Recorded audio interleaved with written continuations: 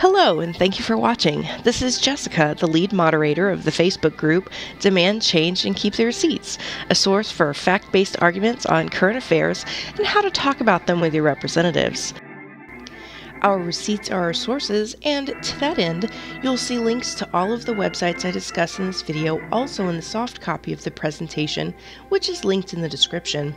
If needed, the presentation does include written descriptions of all of the images used that should be accessible by reading programs.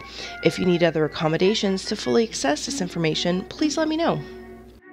In this video, we'll be discussing the importance of knowing the source of information for facts, political ads, and other claims. I won't use anecdotes as support for an argument, but I will use it as an example in this case. I had a friend in high school who enjoyed telling what we politely call big fish stories. I liked talking to him and his stories were always engaging, but I knew that I had to take some of his claims with a grain of salt. Or, depending on the claim, a Costco quantity of salt. Similarly, it's helpful to be familiar with a person or group so you know if they're usually accurate, usually unbiased, and if they receive funding from anyone who might influence how they present information. Here are a few questions you can ask. Who do they represent, and who gives them money?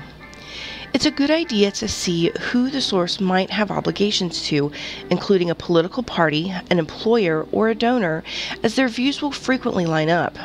Many political websites will list who they receive donations from, but if the money comes from a PAC or nonprofit, it might take a bit more digging. Open Secrets is a good site for that information. Are they accurate? There are a variety of fact-checking websites you can use to search for a specific article or claim, or you can do a broader search of a person or a group to determine if they're usually accurate or not. Snopes.com and PolitiFact come highly recommended. Are they biased? It's important that this is separated from are they accurate because you can present accurate information in a biased way. For instance, I can tell you that the rate of birth defects in newborns goes up by 100% after the mother turns 30, and that sounds scary. If I add the context that it was initially a 0.5% chance and now it's a 1% chance, it's not nearly as much of a concern. You can present facts in a misleading way or omit information to make a person or a group look better. Media Bias Fact Check is a great resource for checking this.